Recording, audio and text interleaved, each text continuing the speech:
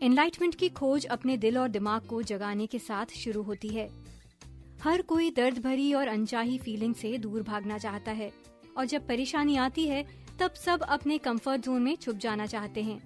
लेकिन ऐसा करना हमेशा सही नहीं, खासतौर पर तब जब आप खुद को और इस दुनिया को गहराई से समझना चाहते हैं। अपनों और दूसरों की मदद करने और एनलाइटमेंट की राह पर चलने के लिए सबसे पहले आपको अपने दिल और दिमाग को अच्छे से समझना होगा, जिसे बौद्ध धर्म में बोधिसत्ता कहते हैं। ये सफर चंद लम्हों का नहीं बल्कि पूरी जिंदगी का है, जिसमें चुनौतियां तो बहुत हैं, लेकिन इसका इनाम भी बहुत बड़ा है। इस सफर पर चलकर आपके सोचने और जिंदगी जीने का तरीका बिल्कुल बदल जाएगा। बोधिसत्ता हमें आगे के बारे में सोचना सिखाती है। ये हमें जजमेंट और पछतावे से दूर दया और प्रेम से भरी जिंदगी की तरफ लेकर जाती है। आजकल के समय में जब लोग एक दूसरे से दूर होते जा रहे हैं, ऐसे में बौद्ध धर्म की ये शिक्षाएं लोगों में प्रेम और विश्वास का बीज बोती हैं, जिससे हम एक सुनहरे भविष्य की कल्पना कर सकते हैं। चाहे सेल्फ बेटरमेंट हो या एनलाइटमेंट, दोनों के लिए जरूरी है कि सबसे पहले आप अपना लक्ष्य अपने दिमाग में बैठा लें। इसके लिए आप बौद्ध धर्म की एक पारंपरिक राह यानी बोधिसत्ता का सहारा ले सकते हैं। बोधिसत्ता अपने दिल और दिमाग को गहराई से समझने में आपकी मदद करेगा, ताकि न सिर्फ आप खुद की बल्कि दूसरों की जिंदगी भी बेहतर बना सकें। गौतम बुद्ध हमेशा कहते थे कि हर व्यक्ति में कहीं न कहीं कोई न कोई अच्छाई जरूर छुपी होती है। इन अच्छाइयों से वो अपनी और दूसरों की मदद कर सकता है, लेकिन डर, भ्रम और कुछ बुरी आदतों के कारण उनकी अच्छाई छुप जाती है। इसलिए बोधिसत्ता की राह में सबसे पहला काम है खुद को उन सभी बातों से आजाद करना जो हमारी अच्छाई को बाहर नहीं आने देती और हमें दूसरों की मदद करने से रोकती है। लेकिन इस राह पर चलने से पहले कमिटमेंट का होना बहुत जरूरी है, क्योंकि इस राह में बहुत सी मुश्किलें आएंगी, जिन्हें पार करते हुए आपको सबसे पहले खुद को समझना है और अपने अंदर छुपे उस ज्ञान को जगाना है जो आपको अपनी अच्छाइयों से मिलवाएगा। लेकिन बोधिसत्ता की राह बहुत कठिन है। इस पर चलते हुए आपको अकेलापन, उदासी और दर्द जैसी अनचाही फीलिंग से होकर गुजरना होगा। ज्यादातर हम इन फीलिंग्स का सामना करने की बजाय इनसे दूर भागने की कोशिश करते हैं और इसके लिए हम कभी अपने काम में खुद को बिजी कर लेते हैं तो कभी एंटरटेनमेंट का सहारा ले लेते हैं। पर एनलाइटमेंट के रास्ते पर चलने के लिए आपको अपने दिमाग को दोबारा से ट्रेनिंग देनी होगी, ताकि वो इन अनचाही फीलिंग से भागने की बजाय उन्हें महसूस करना सीखे। असफलता, नाकामी और दर्द जैसी भावनाओं से गुजर कर ही आपको बोधिसत्ता का वो दरवाजा मिलेगा जिससे आप अपने दिल और दिमाग को जगा सकते हैं। अपने पहले कदम की शुरुआत आप अभी से कर सकते हैं। बस किसी ऐसी घटना को याद करें जिसने आपका दिल तोड़कर आपको दर्द और अकेलेपन से भर दिया हो। लेखिका के शिक्षकों में से एक चोग्यम टुंगपा रिम्पोचे बताते हैं कि बोधिसत्ता का रास्ता एक टूटे हुए दिल से ही होकर गुजरता है। उन्हें हमेशा वो घटना याद आती है जब वो 7 साल के थे और तिब्बत में रहते थे। एक दिन उन्होंने देखा था कि कुछ मनचले लड़कों ने एक कुत्ते को पत्थर से मारते हुए मार डाला। इस बात से वो पूरी तरह हिल गए। वो अक्सर घटना को इसलिए याद करते थे ताकि वो दूसरों का दर्द महसूस कर उनकी मदद कर सकें। अपनी दर्द भरी फीलिंग्स को छुपाने या उनसे दूर भागने में कोई समझदारी नहीं है, क्योंकि आगे चलकर यही फीलिंग्स गुस्से और इमोशनल आउटबर्स्ट का रूप ले लेती हैं। अपने असल स्वभाव और अपनी आसपास की दुनिया को समझने के लिए सुख और दुख दोनों को महसूस करना जरूरी है। अध्याय 2, नेगेटिव सोच से ऊपर उठकर काइंडनेस को अपनाना ही बौद्ध धर्म की कुंजी है। चाहे जीवन में कितना कुछ भी पा लिया हो, फिर भी हर इंसान कहीं न कहीं एक खालीपन और असंतोष जरूर महसूस करता है, क्योंकि ये इंसान के स्वभाव का हिस्सा है। अपने इसी स्वभाव के कारण हम अपने आसपास की चीजों को दोष देते रहते हैं, कभी मौसम को, कभी खुद को, तो कभी किसी और को। हर वो चीज जो हमारे हिसाब से नहीं है, उसे हम बुरा या नाकारा का लेबल दे देते हैं। दुर्भाग्य की बात यह है कि आजकल हमने दुनिया की हर चीज को अपने आप से अलग समझना शुरू कर इस दुनिया को मैं और वो के लेबल में बदल दिया। इंसान सोचने लगा है कि एक मैं हूं और बाकी सब वो हैं, इसके बीच कुछ नहीं। और इस मैं वर्सेस वो की फीलिंग ने बीच के सारे रिश्तों और उम्मीदों को खत्म कर दिया है। जैसे बारिश को ही ले लीजिए। अगर जिस दिन आपने पिकनिक का या घूमने का प्लान बनाया है उस दिन बारिश आ गई तो आपको उस पर बहुत गुस्सा आएगा, लेकिन जब आप घर बैठे अपने सोफे पर आराम कर रहे हो तो इसी बारिश की आवाज़ आपको सुकून देगी। इसका मतलब है कि बारिश अच्छी या बुरी नहीं होती, बारिश तो बस बारिश होती है। उसी तरह पेड़, समुद्र या नदी, ये सब बस एक नाम है, जैसे हमारा और आपका नाम है, और किसी का नाम किसी व्यक्ति के बारे में नहीं बताता। उसी तरह किसी की उम्र, नागरिकता या उसकी जॉब भी उस व्यक्ति के बारे में बहुत थोड़ी सी ही जानकारी देती है। तो अगर देखा जाए तो किसी भी चीज़ को पूरी तरह समझने के लिए शायद हजारों लाखों शब्द भी कम पड़ जाएं। ये बात अलग है कि लेबल का इस्तेमाल हम दूसरों तक अपनी बात पहुंचाते समय भी करते हैं, लेकिन इन लेबलों का खतरनाक और अमानवीय प्रभाव तब होता है जब इनके इस्तेमाल से हम किसी व्यक्ति को दूसरों से अलग बताने की कोशिश करने लगते हैं। आपको हैरानी होगी कि जो लोग दूसरों से बहुत भेदभाव करते हैं वो भी हमारी आपकी तरह ही हैं। वो भी हम सब की तरह अकेलापन, दुख, डर और भ्रम को महसूस करते हैं। सबसे अच्छी चीज़ जो आप कर सकते हैं वो ये है कि अगली बार जब भी आपको किसी व्यक्ति या किसी चीज़ से नाराज़गी महसूस हो तो खुद को रोकें और ये सोचने की कोशिश करें कि ये भावना आखिर आ क्यों रही है, इसकी जड़ क्या है। ऐसे पलों में कोशिश करें कि क्या आप अपनी नाराज़गी की भावना को दया और अपनेपन में बदल सकते हैं।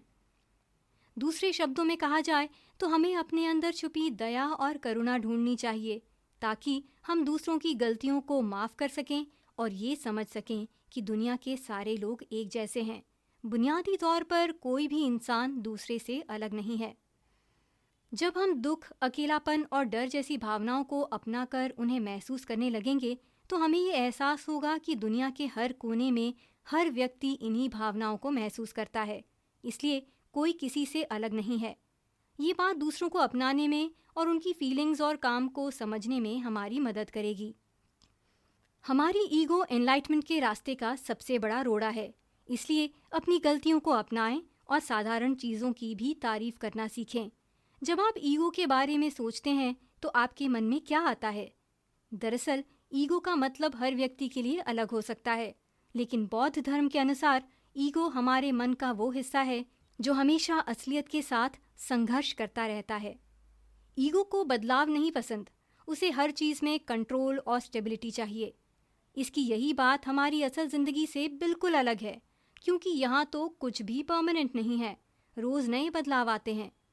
आज कल की तरह नहीं हो सकता, यहाँ तक कि आप भी अब वो व्यक्ति नहीं हैं जो 1 साल पहले या 1 हफ्ते या महज 1 घंटे पहले तक थे। हमारा और हमारे आसपास की चीज़ों का लगातार विकास हो रहा है और ये विकास तब तक चलेगा जब तक कि हमारा अंत ना आ जाए। लेकिन ईगो को ये बदलाव और मौत ही सबसे बड़ा सच है जैसी बातें हजम नहीं होती, क्योंकि इससे उसे असुरक्षा का भाव महसूस होता है। लेकिन ये असुरक्षा ही जिंदगी का सबसे बड़ा सच है और इसे नज़रअंदाज करने की जगह हमें इस सच्चाई को अपना लेना चाहिए। इसी तरह जब हमसे कोई गलती हो जाती है, हम किसी काम में असफल हो जाते हैं या हम अपनी कोई कमज़ोरी किसी को बताते हैं तो ऐसी ही असुरक्षा और शर्म जैसी अनचाही फीलिंग्स को महसूस करते हैं। इन्हीं फीलिंग से बचने के लिए हम अपनी गलतियों और कमियों को अक्सर छुपाते रहते हैं, लेकिन इन अनचाही फीलिंग्स को अपने अंदर दबा कर रखना आगे चलकर हमें गुस्से और नाराज़गी से भर देता है। बोधिसत्ता का रास्ता अपनी इसी आदत को छोड़ने से शुरू होता है, मतलब अपने अंदर की अनचाही फीलिंग्स और असुरक्षा को अंदर दबाने की बजाय उसे अपनाकर उसके साथ शांति से रहें। दुनिया की हर चीज़ की तरह ये फीलिंग्स भी परमानेंट नहीं है, आज नहीं तो कल बदल जाएंगी, लेकिन इन्हें अपनाकर आप एनलाइटमेंट की ओर जा सकते हैं और अपने और दूसरों के हर अच्छे बुरे पहलुओं को अपनाना सीख सकते हैं। आप कुछ मिनट अपनी असुरक्षा और अनचाही फीलिंग्स के साथ बिताइए, उनसे होने वाले दर्द को महसूस कीजिए। धीरे धीरे आपको इसकी आदत हो जाएगी और आप महसूस कर पाएंगे कि इन्हीं फीलिंग से दया और बहादुरी जैसी भावनाओं का भी जन्म होता है। हमारे पास क्या नहीं है या किसकी गलती है, ये सब सोचने की बजाय आप उन चीज़ों पर फोकस करें जो आपके पास हैं। इसे करने के लिए आपको थोड़ी प्रैक्टिस की ज़रूरत होगी ताकि आप हर पल को अपने आप में पूरा महसूस कर सकें। अगर आप हर चीज़ में कमियां निकालना छोड़ देंगे तो आपको हर साधारण चीज़ भी खूबसूरत लगने लगेगी, चाहे वो आपका रोज़ का ब्रेकफास्ट हो या किसी अजनबी की दी हुई एक छोटी सी स्माइल।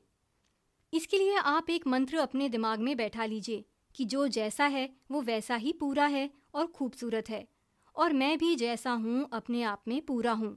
इससे आपका मन कमियों के बारे में सोचना छोड़ देगा और जो ज़रूरी है उस पर फोकस करना शुरू कर देगा। अध्याय 3। चूंकि जिंदगी लगातार बदलती रहती है, इसलिए खालीपन का एहसास आपके लिए विकास का अवसर भी हो सकता है। जिंदगी का सबसे बड़ा फैक्ट यही है कि वो एक पल में बदल सकती है। एक शाम लेखिका जॉन डिडियन और उनके पति रोज की तरह डिनर कर रहे थे। तभी अचानक उनके पति को कार्डियक अरेस्ट हुआ और कुछ ही सेकंडों में उनकी मौत हो गई। उन्होंने एक किताब the year of magical thinking लिखी, जिसमें बताया गया कि कैसे उनके पति की मौत के बाद उनकी दुनिया में अचानक सब कुछ बदल गया। ये किसी के साथ भी हो सकता है और कभी भी हो सकता है कि आज तक आप जिस चीज़ पर काम करते आए थे और जो आपके लिए सब कुछ था वो ही चला जाए और उसके बाद आपको ज़िंदगी का हर काम बेमतलब सा लगने लगे। ऐसे में आपको अपनी ज़िंदगी में खालीपन का एहसास होने लगता है। हो सकता है आपके किसी खास की मौत हो जाए या आपको अचानक पता चले कि आपको अडॉप्ट किया गया था, या ये भी हो सकता है किसी दिन आपका पति आके बोले कि वो किसी और को पसंद करने लगा है, इसलिए आपसे तलाक लेना चाहता है। कुल मिलाकर देखा जाए तो जिंदगी में ऐसा कुछ भी हो सकता है जिसके बाद आपको जिंदगी में कोई आधार ही नहीं नजर आएगा। कुल मिलाकर देखा जाए तो जिंदगी में ऐसा कुछ भी हो सकता है जिसके बाद आपको जिंदगी में कोई आधार ही नहीं नजर आएगा। क्रोनिक डिप्रेशन के पेशेंट को भी उसकी जिंदगी बेमतलब लगने लगती है, क्योंकि जिन कामों को करने में उसे पहले खुशी मिलती थी वो अब उसके लिए कोई मायने ही नहीं रखते। लेकिन ऐसे ही बेमतलब और खालीपन का एहसास हमें एनलाइटमेंट की तरफ ले जा सकता है। बौद्ध धर्म की शिक्षाओं में इस खालीपन की स्टेज को शून्यता का नाम दिया है। इस स्टेज में आप उन सारी चीज़ों और इमोशंस के बोझ से आज़ाद हो सकते हैं जो आपको बौद्धिसित्ता के रास्ते पर चलने से रोकते आए हैं। जब आप शून्यता के एहसास को खुद महसूस करेंगे और उसे अच्छे से समझ लेंगे तो आप दूसरों के दर्द को भी समझ पाएंगे और आपको एहसास होगा कि वो किस दुख से गुजर रहे हैं। लेकिन दुख और खालीपन के एहसास को, दर्द को आराम में बदलना इतना आसान नहीं। इसके लिए हमें पहले ये समझना होगा कि ये सारी फीलिंग्स टेम्पररी हैं, आज हैं, शायद कल नहीं रहेंगी। इसलिए आप इन फीलिंग्स को महसूस करने में जितना समय बिताएंगे आपको उतनी ही इनकी आदत होती जाएगी, और जब अगली बार ये फीलिंग्स आपको सताएंगी तो आप आराम महसूस करेंगे। थोड़ी प्रैक्टिस से आप इस खालीपन के एहसास को पॉजिटिव बदलाव में बदल सकते हैं। हर पल कोई जन्म लेता है तो कोई मरता है और फिर वो एक याद बनकर रह जाता है। इसलिए आपका काम बस इतना है कि जो आज आपके पास है आप उसकी खुशी मनाएं और इस बदलती और बढ़ती जिंदगी के पहिए को चलते रहने दें। जिंदगी में ज़्यादा आराम का अनुभव करने के लिए अपने कंफर्ट जोन का दायरा बढ़ा दें। हर किसी का अपना एक कंफर्ट जोन होता है, वो जगह जहां उसे आराम मिलता है, वो काम जिन्हें वो आसानी से कर लेते हैं, ये सब उसके कंफर्ट जोन का हिस्सा होते हैं। लेकिन मुश्किल ये है कि जितना ज़्यादा समय आप उन्हीं कामों को करने में बिताएंगे जो आपको आसान लगते हैं, उतना ही आपके कंफर्ट जोन का दायरा छोटा होता चला जाएगा। इसलिए अगर आप अपने कंफर्ट को बढ़ाना चाहते हैं तो अपनी सीमाओं को बढ़ाएं। धीरे धीरे आपका कंफर्ट जोन भी बढ़ जाएगा। जिंदगी में 3 जोन्स होते हैं। सबसे सेंटर में कंफर्ट जोन, उसके बाद लर्निंग जोन और सबसे बाहर रिस्क जोन। इसे उदाहरण से समझते हैं। अगर आप स्विमिंग सीखने गए और आपने सीधे गहरे पानी में छलांग लगा दी तो हो सकता है आपको डूबने का खतरा महसूस हो और अगली बार आप स्विमिंग सीखने ही ना जाएं। इसलिए हमें कंफर्ट जोन से सीधा रिस्क जोन में नहीं जाना है, बल्कि धीरे धीरे एक कदम आगे बढ़ाते हुए लर्निंग जोन को कंफर्ट जोन में बदलना है। आपको आगे चलकर महसूस होगा कि अब आप हर वो काम आसानी से कर पा रहे हैं जिनसे आप घबराते थे। जैसे अगर आपको चीज़ें इकट्ठा करने की आदत है और आप सामान से छुटकारा नहीं पा सकते, तो आप आज से ही कोई भी एक छोटी चीज़ डोनेट करना शुरू कर दें। रोज़ एक सामान डोनेट करें। हो सकता है शुरू में आपको थोड़ा बुरा लगे और आप दुखी महसूस करें, लेकिन उस एहसास से बचना नहीं है और आपको उसे महसूस करना है। ऐसा करते हुए आप देखेंगे कि कैसे आप अपनी इस आदत को बदलने में कामयाब हो जाते हैं और आपको अब चीज़ें देने में बुरा भी नहीं लगता। अपनी ईगो से छुटकारा पाने का भी सबसे अच्छा तरीका यही है कि आप अपने कंफर्ट जोन को बढ़ाएं और सभी अनचाहे एहसासों को महसूस करना सीखें। इस प्रैक्टिस को टोंगलिन कहते हैं, जो कि एक तिब्बतन शब्द है जिसका मतलब है भेजना और लेना। टोंगलिन एक मेंटल एक्सरसाइज है जिसमें आप वो चीज़ें जो आपको पसंद नहीं उसे अपने अंदर समा लेते हैं और जो आप चाहते हैं उसे दुनिया में वापस भेजते हैं। इस एक्सरसाइज से आप अनचाहे एहसासों को नज़रअंदाज करने की अपनी आदत को भी बदलते हैं। इस एक्सरसाइज में आप अपने दिमाग और अपनी सांसों को एक लय में लाते हैं और फिर जब आप सांस अंदर लेते हैं तो आप महसूस करते हैं कि इस सांस के साथ आप अपने सारे डर, दुख और अनचाही फीलिंग्स को भी अंदर ले रहे हैं। इन फीलिंग्स को अंदर लेने का मतलब है कि इन्हें आप अपने शरीर और दिल का हिस्सा बना रहे हैं। इन फीलिंग्स को अपने दिल का हिस्सा बनाने के बाद आप अपने दिल को इतना बड़ा महसूस करें कि जैसे इसके अंदर सारी दुनिया का दुख और तकलीफ समा जाए। सांसों को बाहर छोड़ते समय महसूस करें कि आप अपने आसपास के लोगों के लिए दया और प्यार बाहर भेज रहे हैं। अनचाहे एहसासों के साथ भी शांति और सुकून महसूस करने के लिए आपको उन एहसासों के साथ थोड़ा समय बिताना होगा ताकि आप अपने मन में उन्हें रीफ्रेम कर सकें और इस काम में टोंगलिन आपकी मदद कर सकता है। अध्याय 4, एक अच्छा सेंस ऑफ ह्यूमर, अच्छी टीचर और बेसिक सिटिंग मेडिटेशन, ये तीनों आपकी ज़िंदगी को बदलने के लिए ज़रूरी टूल साबित हो सकते हैं। एनलाइटमेंट के सफ़र पर चलते हुए सबसे पहले आपको खुद में और दूसरों में कमियां निकालना छोड़ना होगा। खुद के बारे में गलत जजमेंट करने से बचना थोड़ा मुश्किल हो सकता है, लेकिन अच्छे दोस्त इस काम को काफ़ी आसान बना देते हैं। सबसे पहले एक अच्छा दोस्त किसी अच्छे टीचर की तरह होता है जो आपकी कमियों को कम करके आपकी खूबियों को बढ़ाता है। अगर आपका दोस्त सच में एक अच्छा टीचर है तो वो आपको समय समय पर उदाहरण के साथ बताएगा कि कैसे आप अपने अंदर छुपे टैलेंट को जगा सकते हैं।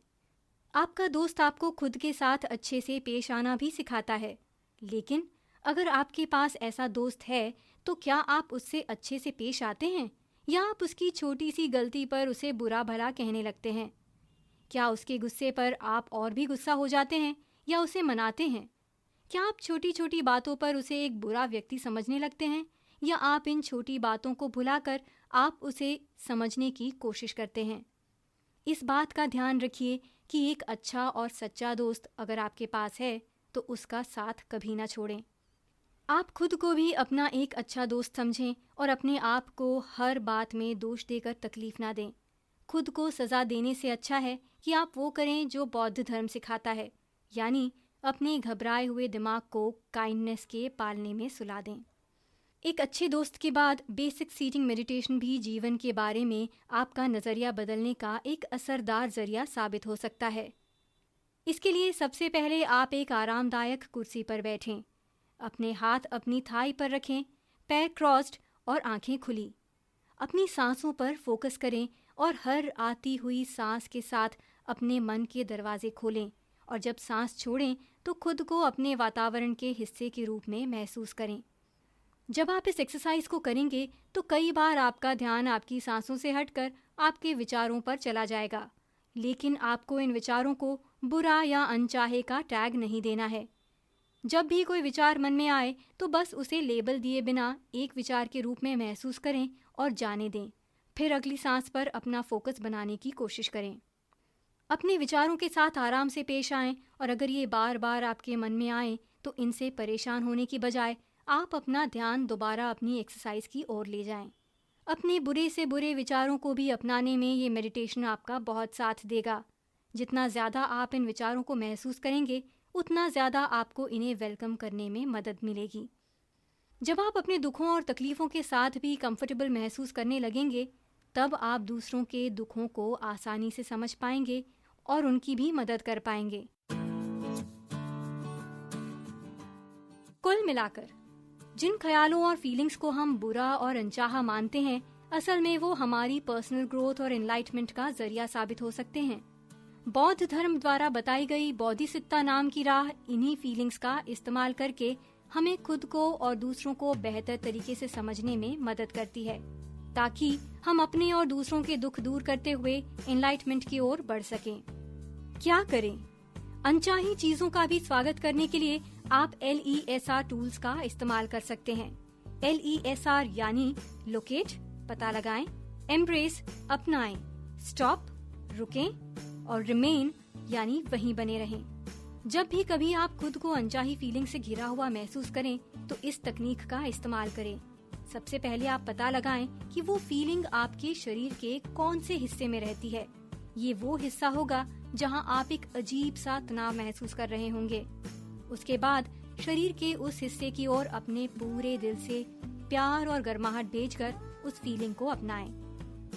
उसके बाद जो कहानी आपके मन में चल रही है जिसके कारण ये फीलिंग आई, उसे रोकें और अंत में उस अनचाही फीलिंग को भुलाने की जगह महसूस करें और खुद को याद दिलाएं कि दुनिया का हर इंसान इसी तरह की फीलिंग्स को महसूस करता है।